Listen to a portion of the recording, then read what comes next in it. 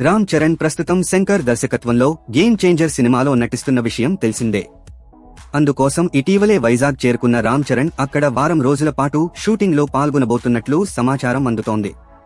చరణ్ తదుపరి సినిమాపై ఆసక్తికర వార్తలు మీడియా సర్కిల్స్లో జరుగుతున్నాయి.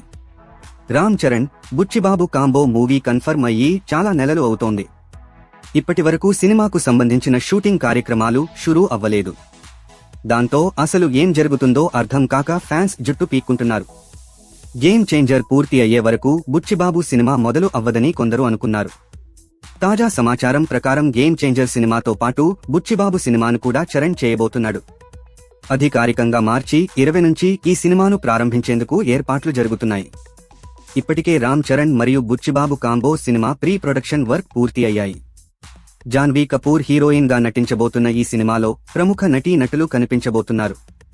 పాన్ ఇండియా రేంజ్ లో ఈ సినిమాను వచ్చే ఏడాది సమ్మర్లో విడుదల చేసే విధంగా ప్లాన్ చేస్తున్నారు.